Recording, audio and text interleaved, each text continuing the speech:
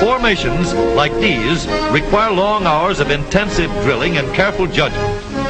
When the troop goes around the corner, the riders on the outside of the turn have to adjust their speed to keep even with the riders on the inside. The man on the outside has to ride a lot farther and a lot faster in order to keep up with the parade. The outside wheels must spin faster than the wheels on the inside because they have a greater distance to travel in the same length of time. When a wagon turns a corner, the wheels can travel at different speeds because each one can turn freely on the axles. And in the early automobiles, the rear wheels turned separately and only one wheel was connected to the engine. But when only one wheel was driven by the engine, it had to do all the work, and it couldn't get a good enough grip on the road to do its job properly. So the one-wheel drive was soon out of date. But if two wheels are locked on an axle so that they are not free to turn separately, one or the other has to slide. So engineers had to find a way to connect both rear wheels to the engine without sliding and slipping on turns. The device which makes this possible is a part of the rear axle. It is called the differential because it can drive the rear wheels at different speeds. The differential looks complicated, but once we understand its principle, it is amazingly simple. These two wheels are mounted on separate axles and supported by a frame so that they can revolve freely at different speeds. Let's fasten a spoke on the inner end of each axle so that by turning the spokes, we can turn each wheel separately.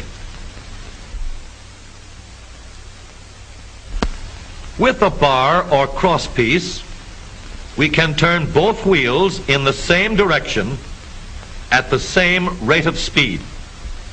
Let's get something to hold this bar in place so that it will press against the spokes. Notice that this support is not locked to the axle. It turns freely. Now we can spin the wheels by rotating the support. This is fine as long as both wheels are able to turn at the same speed. But let's see what happens when we go around the corner. With this arrangement, we cannot drive one wheel faster than the other. And if we stop one wheel, the other wheel won't budge. Let's put this bar on a pivot so that it can swing in either direction.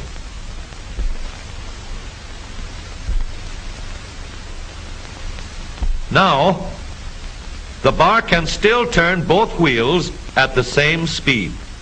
And because it pivots, it lets one wheel turn even when the other is stopped.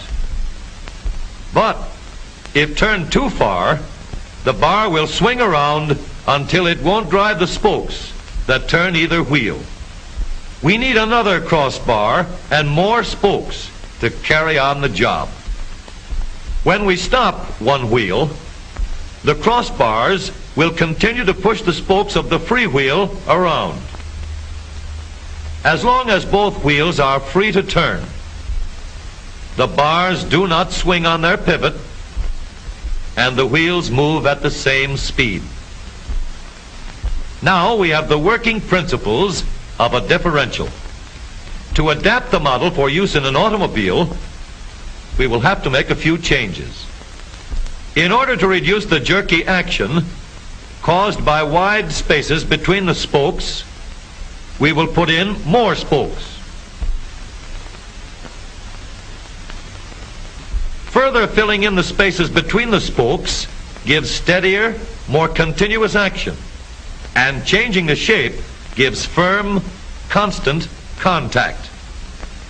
Now we can make the gears thicker and stronger, and we have differential gears. The edges are cut so that they will fit together more smoothly and silently. and another gear is added to share the work of driving the axles. The principle is the same. In order to turn the support and drive the wheels, we can fasten a large gear here, connected by a smaller gear to a source of power.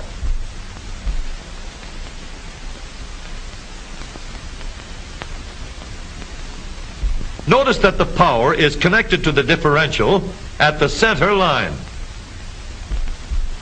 We can make our model more compact by moving the gears closer together. When we put our differential in an automobile, we have to leave room for the drive shaft, which carries the power from the engine. We may build the floor of the car above the drive shaft. But if we do, we won't have much room inside unless we make the top of the car high too. Of course, we could lower the floor and ceiling, but the drive shaft would be higher than the floor. This would have disadvantages.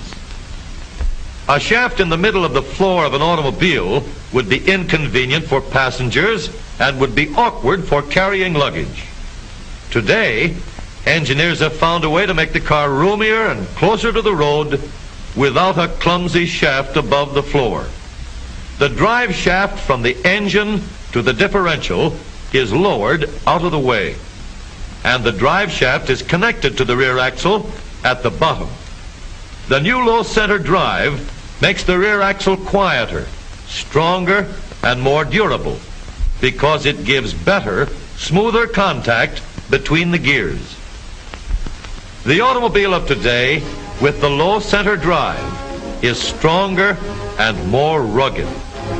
Every part of the rear axle has been built to withstand strains far greater than it will ever meet on the straightaway or around the corner.